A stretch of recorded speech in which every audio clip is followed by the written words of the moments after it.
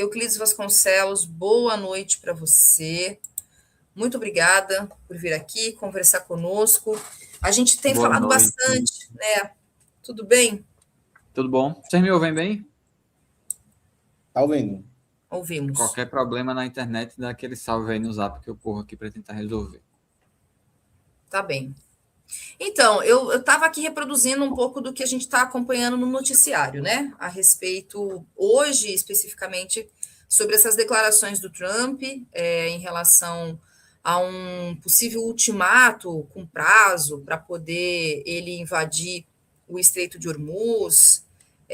Houve até aquela ida de 2.500 fuzileiros navais em direção ao Estreito de Hormuz e justamente aí essa temeridade de que poderia haver realmente um confronto mais direto ali na região. E aí agora o Trump então recua, diz que deu um prazo de 5 dias, mas ele tem feito, me parece, Euclides, aí para poder te ouvir, te perguntar, o Trump ele tem feito alguns movimentos e que parece ser até meio característico dele, né, de tentar medir força através das suas declarações, que é justamente isso, olha, nós já ganhamos, nós não precisamos, inclusive, de apoio de ninguém, né? Quando ele, inclusive, está fazendo ali aquele aceno à OTAN, os ataques que ele fez na OTAN também, em relação à OTAN nos últimos dias. Mas que aí, na contrapartida, a gente tem o governo iraniano desmentindo tudo e dizendo: olha, ninguém chegou para conversar com a gente não vai negociar de maneira indireta ou através de interlocutores, por terceiros. E isso que o Trump está falando não é verdade.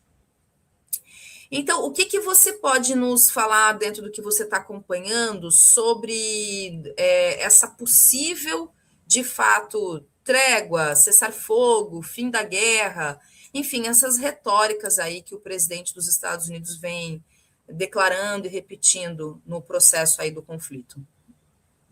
Essa é uma boa pergunta, Thalita. Primeiro, boa noite a todos aí. Obrigado pelo convite, aquele disclaimer de sempre, né? Que minhas posições, avaliações, apontamentos aqui refletem só as minhas opiniões e não tem nada a ver com as instituições onde eu estou afiliado no momento.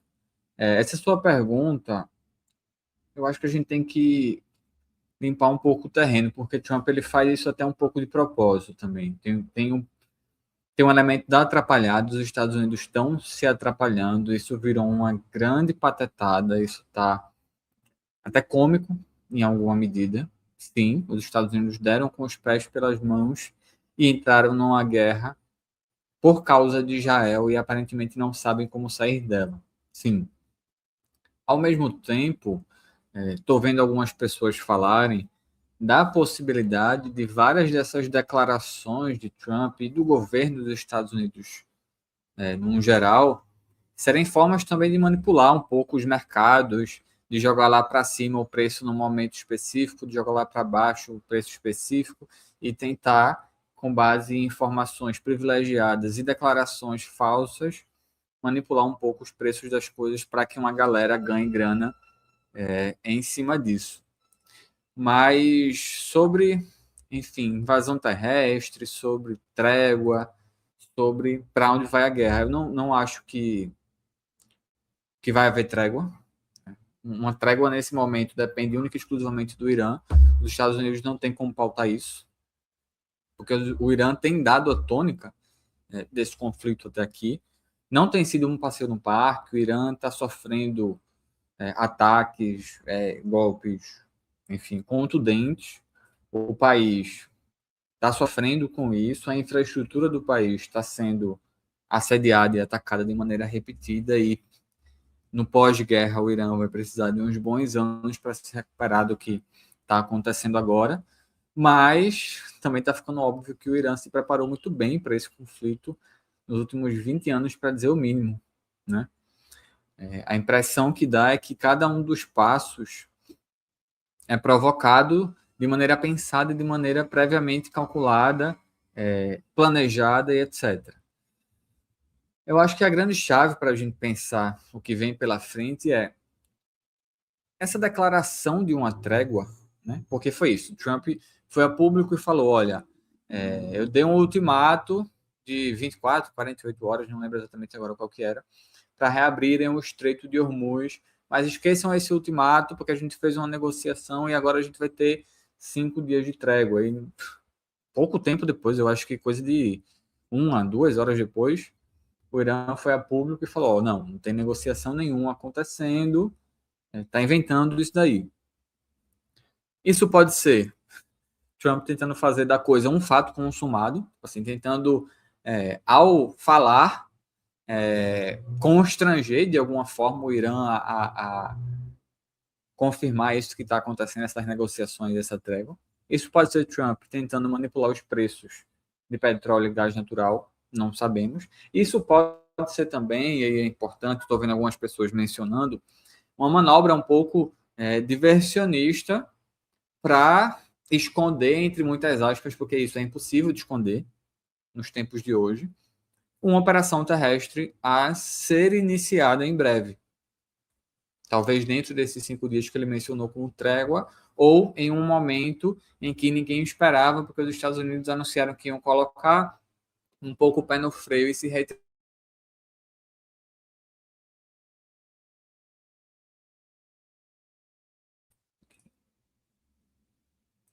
Vocês Quem estão me foi? ouvindo? Travou. Agora sim, travou, mas você já voltou. Eu vou trocar aqui. Tá. Vai trocar a internet, é isso?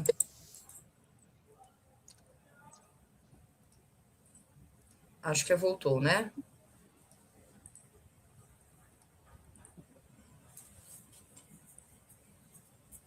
Eu troquei aqui para o meu 4G, talvez melhore um pouco. Em que parte que estava quando eu caí? Olha só, eu queria aproveitar Euclides, só colocar, porque acho que tem a ver, inclusive, até com a minha pergunta. Enfim, né, que o The Hands Box, é isso? DND Box está dizendo o seguinte: vocês acham que essas declarações estranhas do Trump e não confirmadas pela Guarda Revolucionária Iraniana é uma forma dele tentar sair da forma menos vergonhosa possível? Eu acho que na outra vez que você veio aqui, a gente até chegou a conversar sobre o Irã sair fortalecido, né? Enfim, em algum momento, quando esse conflito ele terminar, realmente quem tenha levantado essa questão, né, que ainda com todas os, digamos, estragos, né, e perdas que ocorreram, o próprio líder supremo, aquele massacre na escola das meninas, enfim, toda a questão, como você disse, né, não está sendo um passeio no país, mas o Irã mostrou que é possível enfrentar o imperialismo estadunidense, a força de Israel, porque também não. Mesmo Israel tem ficado bastante exposto, né, em relação aos ataques iranianos. Então, se puder até falar um pouco como é que você está avaliando essa questão, se de fato o Irã ele pode sair fortalecido em algum aspecto, pelo menos, ou em mais de um, que seja, e também um pouco da pergunta que o camarada fez aqui sobre justamente o Trump ficar fazendo esse tipo de afirmação para, digamos, ficar menos feio para ele.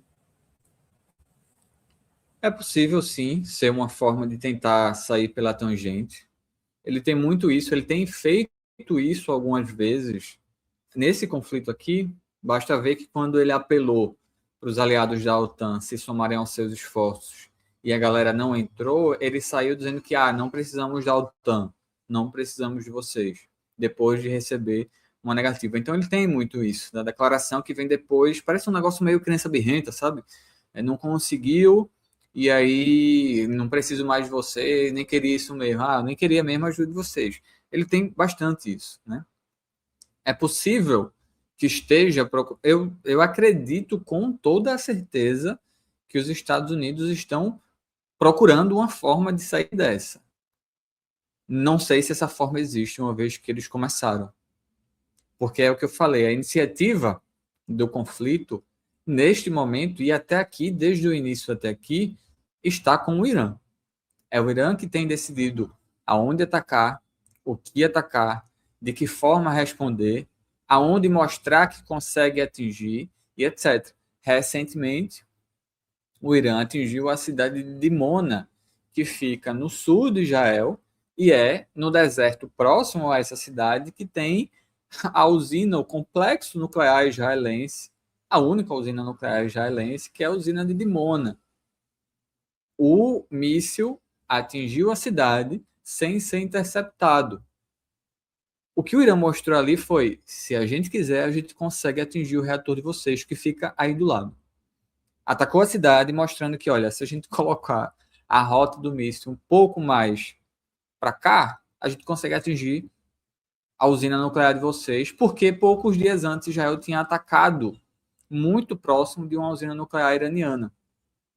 Então, no momento, o Irã tem a iniciativa, no momento, o Irã tem a vitória política com esse conflito.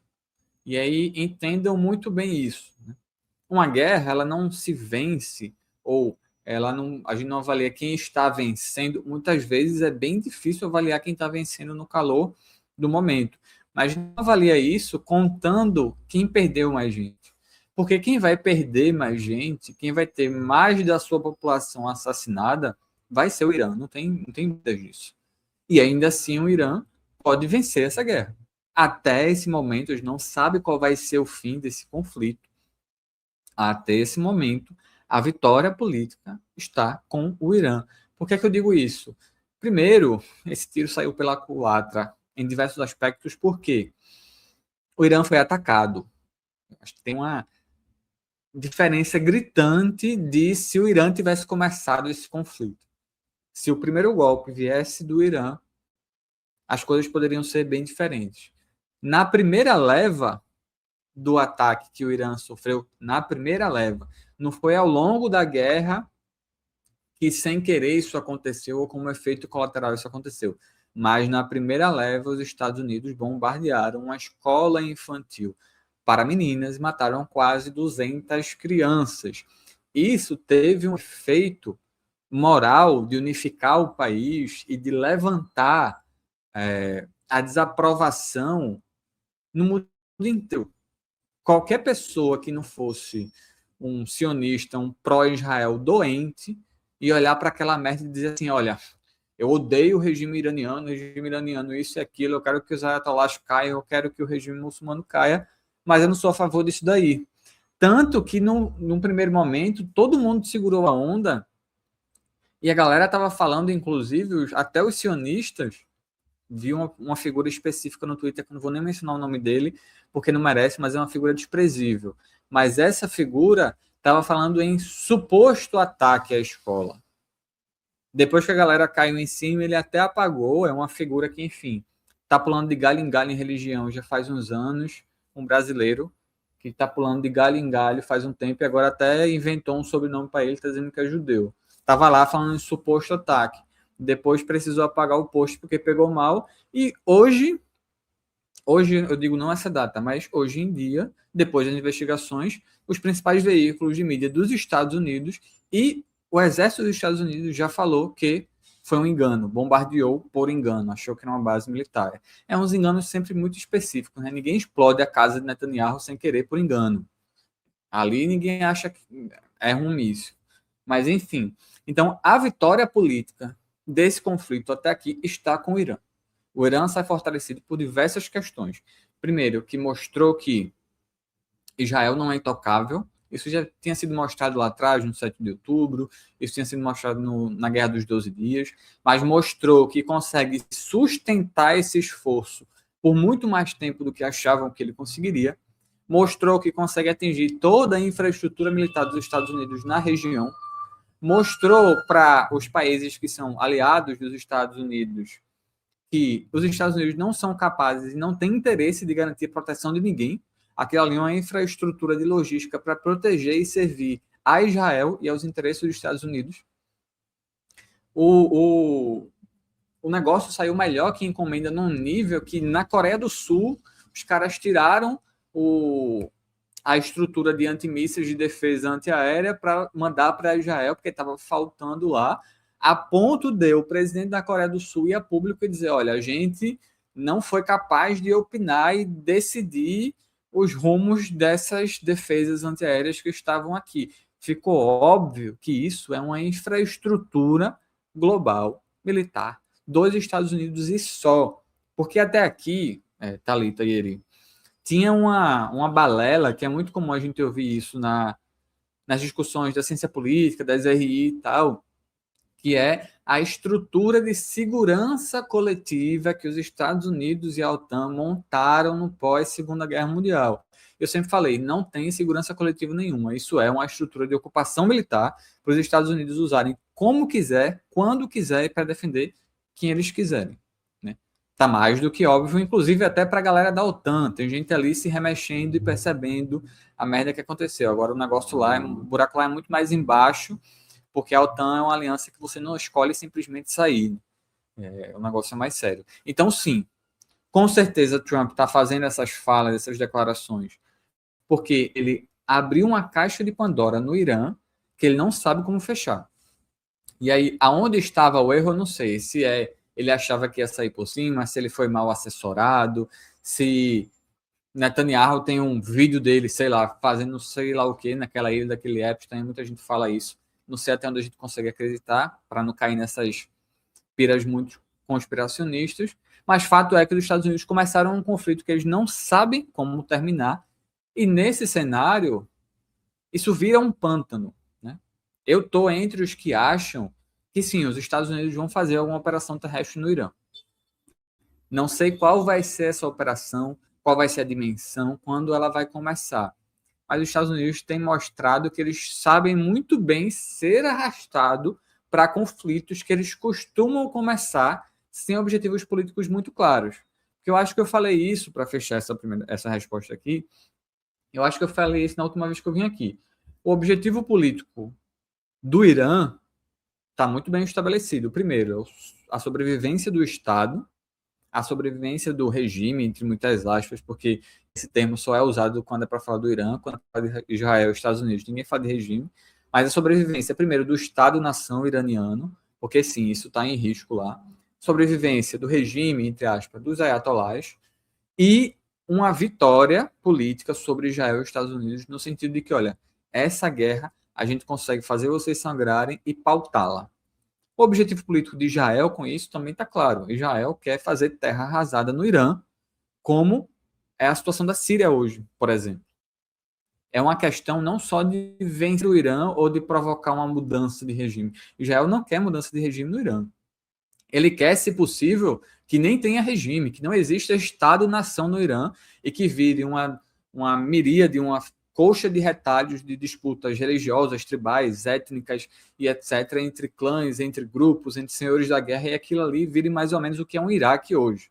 Porque, vejam, o Iraque hoje é uma ficção enquanto soberania. Né? Existe um Iraque no mapa, mas o Estado iraquiano, por exemplo, não controla todo o território iraquiano. É milícia para cá, milícia para lá, é grupo religioso para lá, grupo para cá, tudo se degladiando. Os objetivos políticos dos Estados Unidos nesse conflito, quero ver quem vai se arriscar a definir. Porque isso não está claro, isso não está definido. Para encerrar, teve gente mencionando a possibilidade de uma operação para tomar aquela ilha, que eu sempre esqueço o nome dessa ilha, mas que é uma ilha muito importante em termos energéticos para o Irã e em termos de produção do petróleo. Isso pode ser feito, pessoal, só que aí quais considerações eu faço? A primeira delas é estacionar tropas ali, é colocar tropas na mira dos iranianos 24/7. Ao se estabelecer lá, os Estados Unidos vão colocar suas tropas na mira dos mísseis iranianos. A possibilidade, se a gente quiser levar aos últimos limites, a forma de abrir o Estreito de Hormuz por terra seria se os Estados Unidos conseguissem ocupar toda a faixa costeira do Irã, ou pelo menos a parte que interessa, para impedir que o Irã conseguisse lançar mísseis de lá em direção ao Estreito. Mas isso, meu amigo, isso é uma guerra do Vietnã só para conseguir ocupar essa faixa costeira. Sabe-se lá quando e a que custo eles conseguiriam. Então, não, os Estados Unidos não têm uma solução fácil, rápida, uma forma de resolver e de reabrir esse estreito.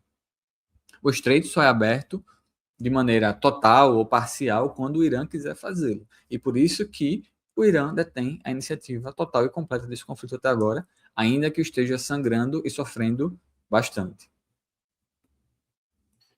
Eu queria te fazer duas questões, Euclides. Uma que é relacionada a Israel, né? O Netanyahu, que fez a segunda prova de vida dele, ele deu uma declaração dizendo que e chamando, convocando outros países a participarem da luta contra o Irã, de lutarem contra o Irã. E me parece, por essa declaração que ele deu, que a intenção de Israel é generalizar o conflito, tornar o conflito regional, chamar outros agentes, como o Trump tentou chamar o restantes dos participantes da OTAN. Ou seja, o Netanyahu me parece que quer generalizar o conflito e entrar com tudo no Irã. Por outro lado, a Europa, que tinha negado, né, quando o Trump fez aquele chamado de reabertura do Estreito de Hormuz, quando a Europa negou, depois a Europa hoje já faz movimentos que indicam que pode estar iniciando uma participação, voltando atrás nessa negativa que fez a Trump, né? Ainda que Trump tenha dado uma declaração depois que não precisava de ninguém para reabrir o Estreito de Hormuz, que só ele faria isso sozinho, mas a Europa já dá sinais de que vai realmente participar. Diante desse cenário, tu acha que realmente esse conflito pode se generalizar, se regionalizar, e quais os interesses que tu vê principais, tanto da Europa, me parece muito submissa aos Estados Unidos ainda, e de Israel na região, né? Principalmente porque há aquela discussão de se foi Israel que puxou os Estados Unidos para essa guerra ou não. Eri, primeiro sobre Netanyahu, assim, Netanyahu é um dos políticos mais hábeis do mundo hoje. Ele consegue, de maneira impressionante, manejar a guerra como forma de se manter no poder. Assim. Há alguns anos eu acompanho alguns brasileiros que vivem em Israel e comentam a política israelense. Alguns deles se reivindicam sionistas de esquerda e etc., toda essa balela, mas são fontes importantes para entender melhor a política israelense. Há alguns anos também eu acompanho a mídia israelense, tanto em hebraico, né, com a ajuda das traduções online, quanto a mídia israelense em inglês. E há anos eu escuto a história de que Netanyahu está à beira de ser preso por corrupção. Existe um processo que dura e percorre anos contra Netanyahu justamente por isso, acusações de corrupção e tal. Mas nessa história de que Netanyahu preso amanhã, nessa história, ele tem conseguido se manter no poder de maneira muito hábil e tem conseguido apresentar vitórias políticas, ganhos políticos para Israel que nenhum outro político israelense conseguiu nos últimos anos. Netanyahu conseguiu terminar de anexar as colinas de Golã lá na Síria, que é uma pauta histórica de Israel e que eles não tinham conseguido anexar por completo. Agora, quando caiu o Bashar al-Assad, Israel aproveitou e terminou de ocupar, bombardeou, acabou com a marinha síria e ocupou as colinas de Golã. Feito. Netanyahu partiu, aproveitou a oportunidade e partiu para uma solução final do problema de Gaza. Viu? Os palestinos de Gaza não deixaram de existir, não foram absoluta e totalmente exterminados, mas a política de Netanyahu para Gaza foi transformar aquilo numa nova Cartago, foi terraplanar Gaza e conseguiu. Ele partiu, de fato, eu estou usando esse termo de propósito, para uma solução final do problema de Gaza. Se pudesse, ele exterminaria todos os palestinos de lá. O problema é que para fazer isso é um esforço logístico tremendo, porque você tem que passar anos e anos e anos e anos e anos fazendo um bombardeio incessante até que não sobre mais ninguém. Não conseguiu fazer isso, mas conseguiu fazer um genocídio dos mais bem documentados da história e de nada adiantou, né? Do mesmo jeito, ele está aproveitando essa guerra contra o Irã agora porque a guerra as atenções estão no Irã, mas ele está passando rodo no Líbano. Vai haver uma invasão israelense do Líbano, do sul do Líbano, e muito provavelmente eles vão anexar alguma parte do sul do Líbano. Estão bombardeando o sul do país a rodo, de um jeito indiscriminado, e vão aproveitar essa oportunidade para anexar também alguma coisa do sul do Líbano com a desculpa de combater o Hezbollah, né? Claro, no momento ele está combatendo o Hezbollah porque o Hezbollah também está combatendo Israel, né? Mas o problema de Israel com o Líbano é desde antes de surgir o Hezbollah. Então, essa desculpa tem, assim como o problema dos palestinos é de antes de existir o Hamas. Então, sim, Netanyahu ele conta com um conflito permanente para, se manter no poder e ir conseguindo as coisas um a um, né? Passo a passo, de maneira muito hábil, de maneira muito paciente, de maneira muito planejada. Uma vez conversando, acho que foi com o Ricardo Leães, uma vez conversando com ele fez até um apontamento que eu acho que está correto. Netanyahu lembra muito os políticos da época da Segunda Guerra Mundial e até do imediato pós-guerra, que era uma galera que era inteligentíssima e habilíssima no trato da política, na gestão da coisa, e conseguia fazer coisas impressionantes. Em alguma medida, Putin também é um herdeiro dessa tradição, né? Enquanto que a maior parte dos países não tem líderes nesse sentido. O Israel tem, e o Netanyahu ele consegue outra coisa também que ele faz muito bem, é manobrar internamente as forças políticas de Israel, jogando com a extrema-direita israelense, porque, assim, um adendo, tá? Netanyahu não é o pior do que tem em Israel. Netanyahu é só o mais inteligente e o mais hábil, mas tem muita gente pior ali. Para quem tiver curiosidade, pesquise sobre o ministro. Ele não está mais no ministério agora, eu acho. Mas ele já foi ministro da Segurança Pública, o Itamar Ben-Gvir, que ele faz parte de uma corrente que é conhecida como Carranismo, com K-H, Carranismo, que a definição de carranismo é fascismo judeu. Tá? É uma corrente que nasceu nos Estados Unidos e vem ganhando muita força em Israel, e é literalmente o fascismo na sua versão judaica. Então ele consegue manobrar com a oposição, com a extrema-direita, e Israel pegando fogo em protestos e todo mundo achando que Netanyahu ia cair por causa da guerra. Não só não caiu, como continuou lá e conseguiu começar uma segunda guerra mais séria agora contra o Irã. Então, ele é um político que ele precisa da guerra permanente e ele faz uso da guerra permanente de maneira muito hábil. Se ele vai conseguir regionalizar essa guerra, a gente ainda não sabe por quê. E aí, mesclando um pouco com tua pergunta sobre a Europa. A Europa primeiro segurou a onda, falou que a maior parte dos países europeus, né, com exceções honrosas, tipo a Espanha, que já na época do genocídio contra os palestinos, a Espanha vinha tendo várias declarações bem dignas, né? Talvez seja o último expoente ali na Europa Ocidental daquela social-democracia que já existiu na Europa. Eles aceitaram, disseram que se juntariam aos esforços contra o Irã e a abertura do Estreito de Hormuz, mas eu não sei se eu boto muita fé nisso, não. Por isso que eu estou esperando para ver o que é que eles vão fazer. Vão colocar tropas à disposição dos Estados Unidos, aí eu vou ver eles fazendo alguma coisa. Vão mandar alguma parte da sua marinha, algum destacamento seu, para tentar abrir esse estreito à força. Isso seria uma burrice tremenda, porque não existe abrir o estreito à força. Ou você consegue fazer com que o Irã pare, ou você destrói o país para que ele não consiga, não tenha capacidade de reagir e nem de atacar os navios que vão passar lá.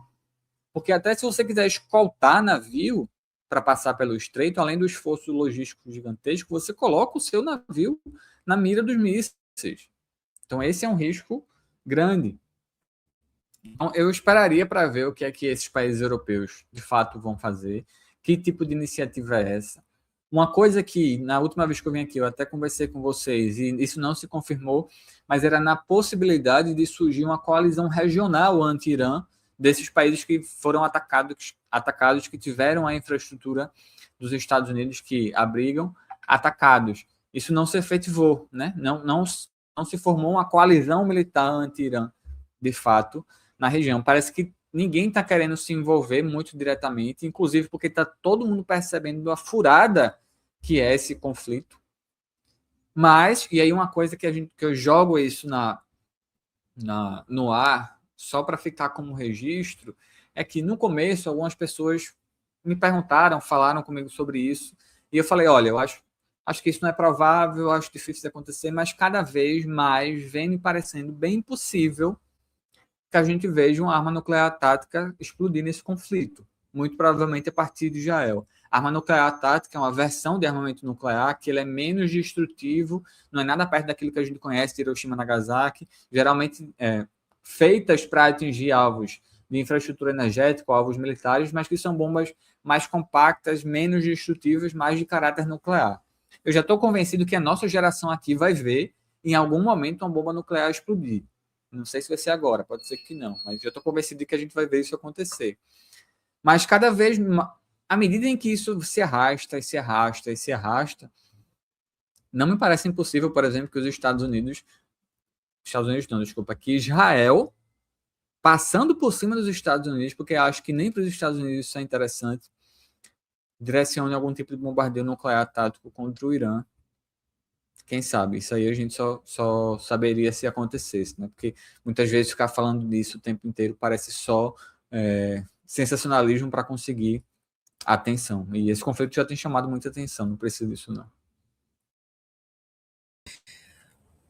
Euclides, tem pergunta para você aqui da audiência. O Sou Sil diz: Euclides, boa noite, camarada. Como você vê a saída do chefe de antiterrorismo dos Estados Unidos há uma semana? O quanto o petrodólar pode ser enfraquecido nesse conflito? Outra, como vê o pedido de apoio dos BRICS?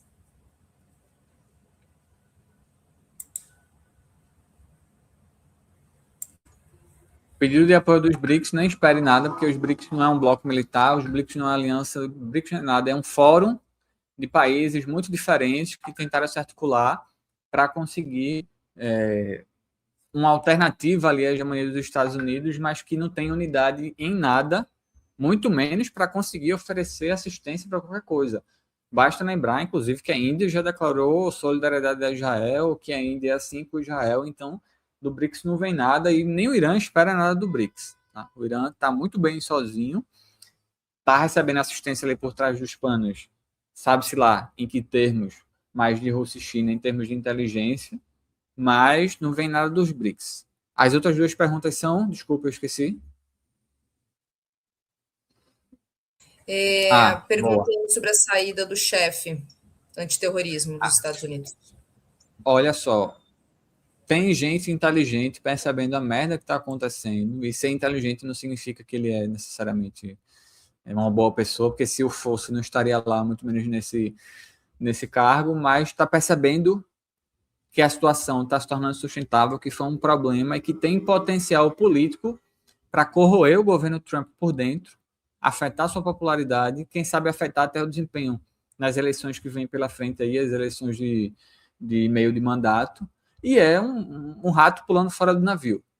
Né? Quando o negócio começa a pegar mal, já sai como forma, inclusive, de limpar a sua barra, né? De dizer, olha, isso aí eu não tenho nada a ver com isso. Isso daí eu não concordei, isso daí eu não tomei parte, se dependesse de mim nem aconteceria.